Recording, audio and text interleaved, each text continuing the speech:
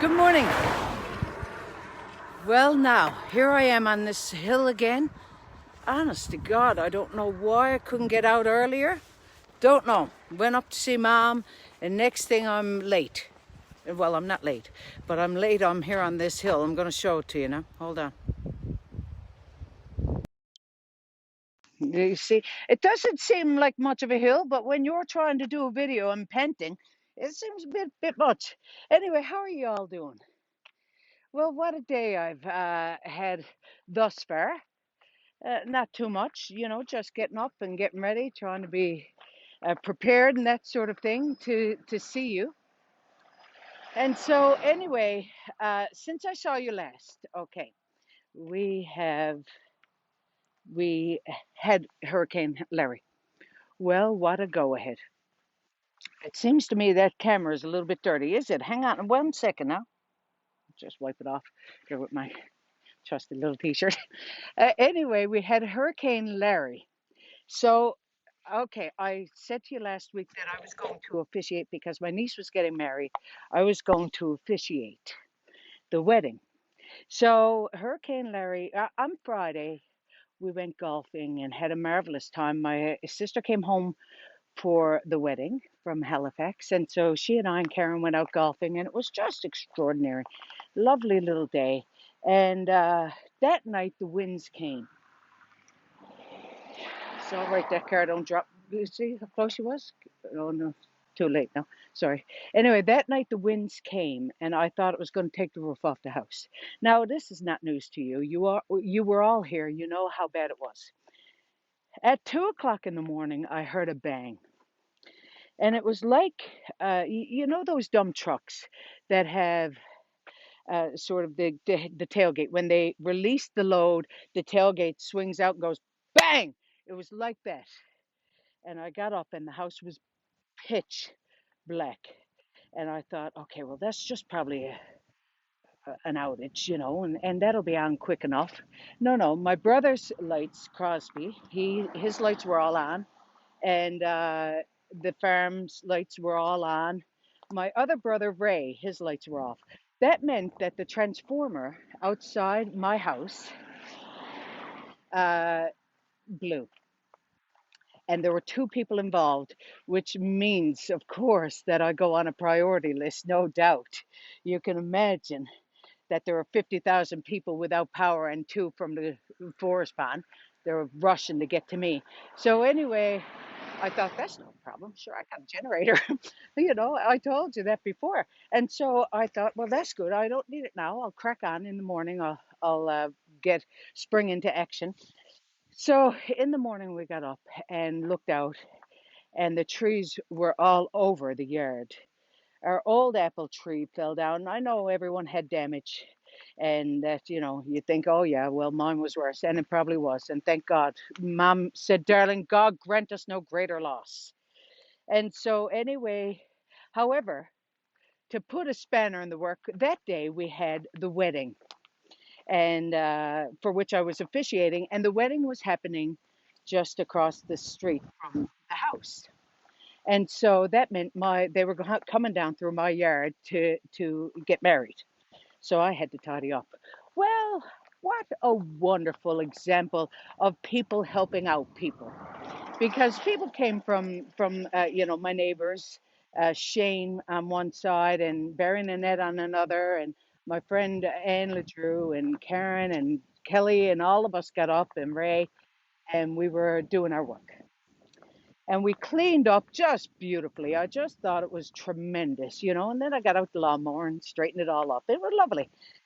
So at 4 o'clock, the wedding was meant to happen. The wind was still as high as it is now, and perhaps a bit higher, and down by the pond.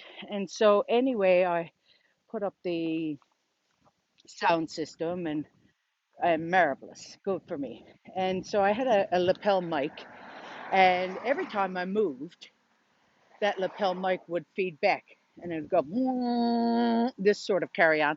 So I was trying to sort that out, and I had my wedding ceremony, the words, the whole ceremony printed off on paper, of course, and it was about 8 pages, I guess. And so I said to my sister, I didn't have a hole punch, but that's okay because I went to the trusty knife and I created the holes in the paper with the knife. And Kelly said, no, no, look, I got a magic binder. I said, oh, do you? He's doing his job too. I got a magic binder, she said, in which you can just place the sheets in the magic binder and it'll grab.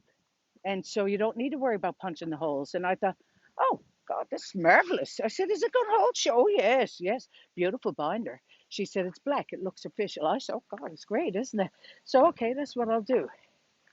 I went down with the whole ceremony, and I had in my other little trusty hand the marriage certificate. Now, I could see that marriage certificate going down to Petty Harbour with the wind. So I said, you know what? I'm going to Kelly, perhaps I need a staple. No, no, she said, there's a little insert in the binder. You just slip it in the insert in the back. I said, "Oh, this really is a magic binder, isn't it?" And so, anyway, we were getting ready, and I was doing the music as well, in that I was, uh, I was just pressing play, beautiful sort of prelude music, and then, the flower boys and the flower girls and all these things. They were really flower boys. I'm not cracked. Yeah, no, they had flowers and beer apparently. Anyway, so I pressed that. I laid down my binder to stop this from feeding the microphone. The wind hooked up and whipped the binder open and threw all the pages, the magic binder, threw all the pages from the magic binder out into the pond. Kelly looked like this. I looked over at Kelly. She went, her eyes got as big as saucers, and she sprung into action. And she had a heel on. It was a 4-inch heel, and she can run in them. And Joe Tompkins was there as well. And Joe has a greater reach because he's 6'3", you see, and so his reach is better than mine would be in a cherry picker. And my niece Peggy also, and she sprung into action. And Joe ran around picking up the paper out of the pond, picking up the paper just like a Dyson. And my niece also. And at that point, I could see the stinger nettles. Now we call it a Petty Harbour stinger nettle. Do you know what that means? It's not the little stinger nettle that has a little prick and you're stung and that's the end of it. No, it stings for days. Now I don't know why that's called a Petty Harbour stinger nettle, but anyway, I saw it and I thought all I could see was a rash. I said, darlings, mind the stinger nettle. I said, I'll just reprint. And they said, oh, no, no, picked it all up. And so then came the task. Now, picture this. The bridesmaids now are coming down over the grass towards me. And so I'm trying to rifle. I said, okay, Kelly, let's not just panic here because I sprung into action thinking, I'll just go up and I'll reprint. I'll put on a little bit of music. This is what I'll do, to by the time. And it was 4 o'clock on the dot. And so anyway, so I gave her all the raft from the magic binder and I took my sheets only and placed them back in the magic binder, which did grab. I don't know if I'm getting that name right, but anyway, look it up anyway. Go to Staples. Everyone should have one, in my opinion. So then the bride was coming down the thing, and I'm trying to get everything in order, and trying to not look ruffled. And at which point, someone came over with a boutonniere for me, or do they call that a corsage if it's a female? Look, a single drop of rain went right on my microphone, on my thing. Anyway, so I tried to put that on, and that didn't work. So I threw that down on the music stand, and so I started in, you know who gives this bride the blah blah blah, that sort of carry on. And it was a lovely ceremony. I just thought it was wonderful. And they were a beautiful couple and everyone looked so beautiful, and it was just a wonderful event, after which someone said, my God, Sheila, it's shocking about the papers, wasn't it? But sure, that's nothing. You would have just been able to make that up. I said, yes, sure, make it up. 8 pages of dialogue. I said, yes, I'll make it up all right. So anyway, we're here. Nice to be here. I wouldn't have anything. So anyway, Then we all went up to the house. I know this is a bit long-winded. I'm coming to a point. We all went up to the house and we had a drink and a few cheesies and such. And I said, I'd love to make some wings or something, but I said, we have no power, which I thought was an excellent excuse. And so just to hook out the chips. And so, as you know, I'm very fond of them. So we had the chips and that sort of thing and sat around in the dark and talking and laughing and carrying on. Aren't we grand and jolly? Anyway, we went up to the wedding. It was a beautiful time. I came home relatively early because I was bagged, went to get a bath. Now, I have bragged to all of you about, oh, I got the generator and a grand that runs everything except for the stove and the floor. Yes, sure. So I went to get a bath. The water was freezing cold. And I said, this is not right. I said, I had hot water last time. So I called my trusty electrician, Dennis Gardner.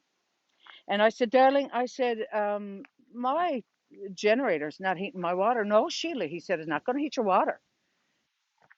I said, what do you mean? He said, no, no. He said, the reason you had that last time is probably you didn't get 3 showers. So anyway, I had every drain of hot water gone. And they came to see to me getting my electricity on Monday. So that was nice. That was from Friday night to all of Saturday, the wedding. Thank God we all were able to get a shower. Sunday, we went around to the various houses in the neighborhood. Actually, my Uncle Billy got a shower over there. And then Monday, thank God we got the power back.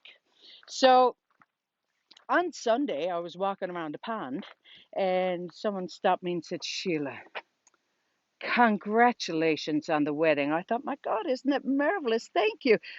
They must have heard that I did such a wonderful job. And then I went into the whole diatribe. It was Sandra Clark from the Harbor. You all know her. I went into the diatribe about, the papers going into the pond, and she looked at me, almost confused. And I said it was okay after, and she was like, I said, did you think I got married? She said, that's what you said. Now, listen to me when I say it. Uh, I didn't say that last week, did I? I know we can all go back. But do you remember me saying my niece is getting married and I'm officiating? Then Kelly chimed in to say, you did say you were officiating. I said, not my own marriage. I said, anyway, God love her. She thought I was getting married. I said, honey, who'd have me? Anyway, so there you go. You just don't know what people are listening to. And some people are just not paying attention at all times, Sandra. Hmm. So anyway, that was my week. God bless him. Yeah. So that was my weekend. Well, what a go ahead. I'm telling you what. So anyway, here I am now. It's about to rain. And I'm here with you. Today is Thursday, and we're going into the end of September. My God, it's hard to believe, isn't it? I got a coat on now today for the first time since the last time, and I don't know when I'm going to hook out a. Oh, someone said the video's gone. Roxanne, is the video back? Anyway, I got the coat on, and it's not that cold out though, thank God. So here we go. I might have a little bit of news coming up. Oh, God, I hope so. But anyway, that's not yet. Before I go, I will tell you because of the wedding. Anyway, this fellow had been married for a long time and 50 years. And I said, what is the secret? What would you say the secret is to you being married so long? And he said, well, Sheila, he said, when we got married, he said, I went on my honeymoon to the Grand Canyon. He said, and just beautiful sort of experience. He said, and so my new bride wanted to rent horses so that we could horseback through the Grand Canyon. And I said, yes. So he said, we got the horses. And as we were going along, he said, her horse tripped. And she looked at the horse and she said, that's once. He said, I didn't understand what you meant by it. And he said, and then we were going up a hill. And he said, the horse tripped again. And she looked at the horse and she said, that's twice. And he said, I just wasn't getting where she was going with it. He said, and as the hill got steeper again, the horse stumbled. And she got down off the horse and took out a gun and shot it. And I looked at her like she was off her head, and I said, "Have you taken a leave of your senses?" She said, "He said you just shot a horse." She looked at me and she said, "That's once." So I said, "We got along ever since." Anyway, I'm sorry. I don't know what happened to my video. I'm sorry that it pulled up, but anyway, hopefully you'll watch these in tandem. I hope you have a wonderful week. I'll see you next week. Love to you.